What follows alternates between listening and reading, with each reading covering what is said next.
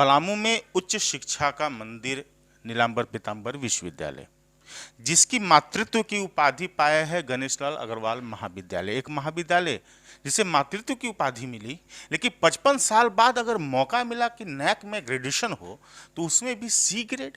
आखिरकार इसके पीछे वजह क्या है और कहाँ चूक होती है, जिसको लेकर के पूरे पलामू जिले में जब यह खबर आई कि नैक से सी ग्रेड मिला है तो असंतोष व्याप्त है। क्यों है, इसके बात करने के लिए हम उस शख्स के साथ हैं जिसे जानते हैं आप संघर्ष को के नाम के रूप में, बेरोजगारों के बोल के नाम के रूप में। नाम है उदय राम। उदय जी, आखिरकार असंतोष ये शब्द क्यों, जबकि ग्रेड तो मिला। ग्रेड का मतलब यह है कि पॉइंट मिलता है ग्रेड में।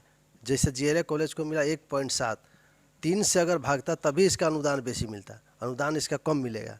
ऐसे 1954 में जीएलए कॉलेज बना और 1954 के बाद 67 साल में पहली बार नए की टीम आई और नए की टीम के पास बहुत ही खामियां रही कॉलेज में। जैसे शिक्षकों का खाली पद, पुरातन छात्र संगठन नहीं बना और जो भी छात्र संगठन बना वो कागजी बना, और जो व्यवस्था बना हुआ व्यवस्था में नए की टीम ने संतुष्ट नहीं पाया।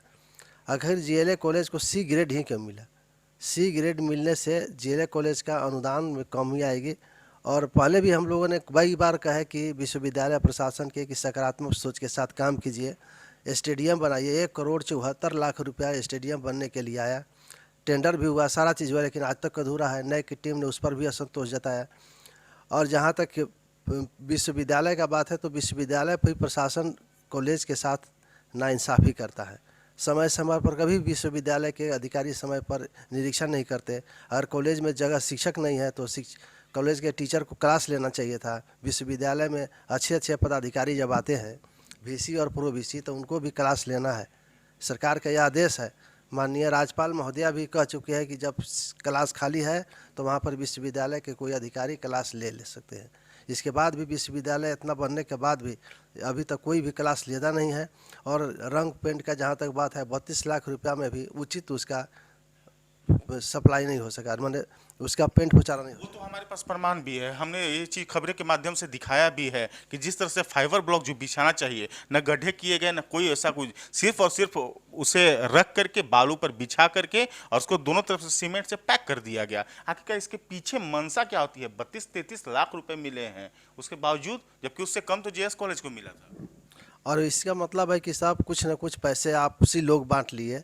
जो चाहा, जिसको चाहा, जो प्रिंसिपल जो चाहते थे कि वह हमको कुछ पैसा दे सकता है, कमीशन दे सकता है, वैसे लोगों को काम दे दिया गया जो लीपा पोती करके अपना पैसा वो निकाल लिए। इसमें एक और बात सामने आई है कि जो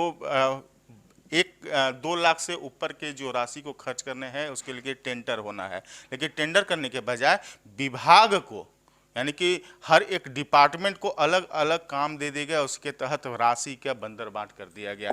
कितनी सच्चाई है इसकी? ये सच बात है कि वैसे लोगों को टेंडर निकालना है, लेकिन यह टेंडर नहीं निकालते हैं, क्योंकि टेंडर में तो जो काम करेगा वह अपना पैसा ले लेगा और टेंडर में इन लोगों को कमीशन भी कम मिलता है। मतलब कहना गलत नहीं होगा कि प्रोफेसर भी अब ठेकेदार हो गए? ठेकेदार हो गए। प्रोफेसर तो अधिकांशतः टीचर सब ठेकेदारी काम करते हैं।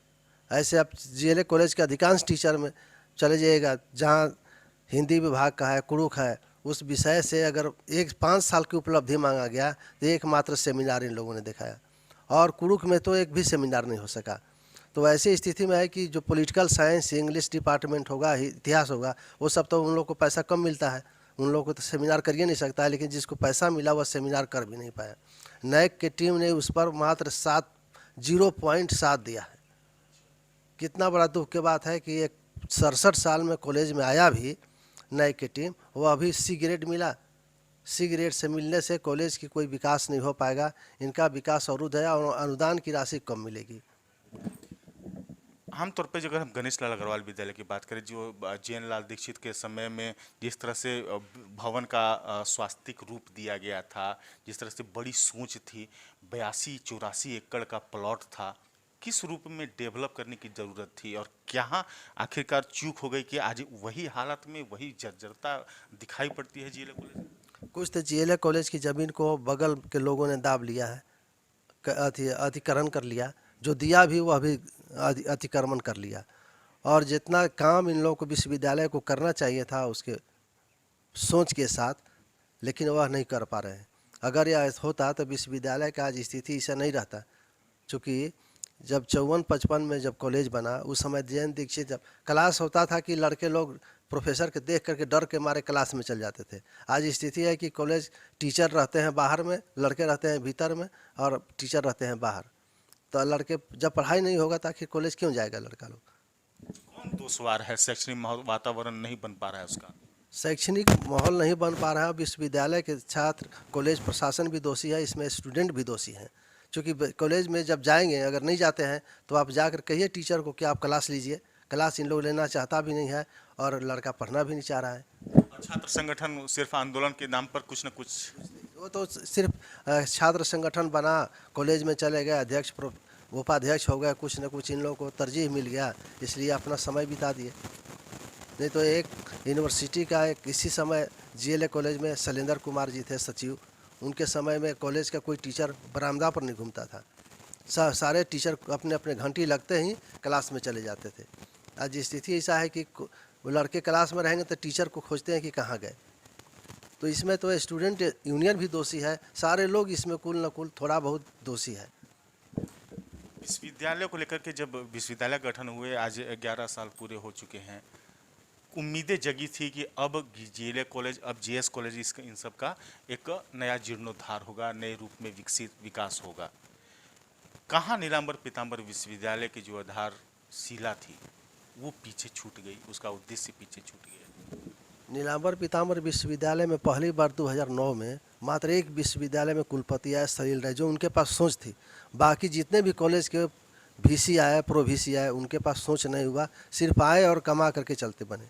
सिर्फ कमाना ही उनका एक उद्देश्य था। अभी वर्तमान VC भी वही हालत में गए, जहाँ यूपी का आदमी जो है, यूपी का आदमी यहाँ झारखंड में क्यों विकास करेगा? उसको तो सिर्फ खाना है, कमाना है, वह खाएगा, कमाएगा, वो चला जाएगा। उसका तो 1,14,000 वेतन चाहिए हर महीना, वो क्यों जाएगा कॉलेज में? इसलिए विश्वविद्यालय में जब तक से झारखंड के लोग यहाँ पर नहीं आते, यहाँ के लोग पढ़े लिखे लोग जो रिटायर्ड टीचर हैं वो नहीं बनेंगे, तब तक से विश्वविद्यालय का विकास नहीं होगा। इसी तरह से चलता रहेगा। रोजगार संघर्ष मोर्चा का गठन करना और उसके बाद लड़ना, लगातार उदयराम का बोलना, कितना लोग सुन पाते हैं उदयराम को? हमारी बात को यहाँ तो नहीं सुन पाते हैं, लेकिन राज्य स्तर में है। अगर GLA कॉलेज में जब पहले 4 कॉलेज रहते थे, आज GLA कॉलेज में 8 कॉलेज बन करके तैयार है। चाहे छतरपुर के अति हो या एकदम सूरवर्ती गांव में भी चले जाइए तो वहाँ पर मॉडल डिग्री कॉलेज स्वीकृत है, बन काम कर रहा है नील विश्वविद्यालय के अंतर्गत। लेकिन अगर कॉलेज के टीचर को 10 लाख करोड़ों दे दीजिए पैसा और उन लोग काम नहीं करना चाहते, तो इसमें तो हम लोग उसको जा कर के काम नहीं करा सकते हैं। काम तो टेंडर को ही करना है। यही स्थिति है पूरे अथी में, नीलांबर पीताम्बर यूनिवर्सिटी में। बगल का कॉलेज है मॉडल डिग्री कॉलेज, कुरका में बन करके तैयार है। 2017-18 में राज्यपाल ने पढ़ाने का आदेश दे दिए। उसके लिए 3,50,50,000 रुपया स्वीकृत है। वह पैसा विश्वविद्यालय जब कॉलेज शुरू करेगा, जब एस्टीमेट बनाकर भेजेगा तो वह पैसा इनके पास आ जाएगा, लेकिन वह पैसा लेने के लिए भी इनको समय नहीं है। विश्वविद्यालय बन करके तैयार है, हैंड ओवर करने के लिए ठेकेदार कहता है। विश्वविद्यालय में कुलपति चाहेंगे तभी तो हैंड ओवर होगा। ऐसे ऐसे बहुत हैं कॉलेज में, जहाँ लातेहार ऐसा जगह में जहाँ 2-2 मॉडल डिग्री कॉलेज चल रहा है, 3-3 कॉलेज वहाँ पर हो गया। तो हम लोग का आंदोलन में तो ऊपर में सुनता है, स्वीकृत तो कर देगा, लेकिन यहाँ पर इम्प्लीमेंट नहीं कर पाते हैं। इसके लिए अब क्या लगता है कि पलामू को किस रूप में सोचना होगा? पलामू के सारे लोगों को एक साथ सोचना पड़ेगा कि शिक्षा का विकास हो। शिक्षा के विकास में सारे लोगों को एकजुट होना होगा। जब तक से एकजुट नहीं होगा तब तो विकास नहीं हो पाएगा और न शैक्षणिक माहौल बन पाएगा। बिना शैक्षिक माहौल के उच्च शिक्षा का विकास संभव नहीं है। हमारे छात्रों का, हमारे कर्णधारों का, हमारे नौनिहालों का भविष्य उज्जवल नहीं हो सकता है। ऐसे में बेरोजगार संघर्ष मोर्चा के उदयराम जी का जो स्पष्ट कहना है, बाहरी लोगों से क्यों उम्मीद करें, अपने लोग तो कम से कम अपनों के लिए खड़े हो जाइए साहब, वरना हालात बिल्कुल जर्जर ही रहेगा। देखते रहिए सिर्फ और सिर्फ कैपिटल न्यूज, चूंकि आगे हम इसकी पड़ताल करेंगे कि आखिरकार NAC में C ग्रेड, वो भी GLA कॉलेज को मिलना, इसका मतलब क्या है, इसके परिणाम आने वाले दिनों में क्या होने वाले हैं।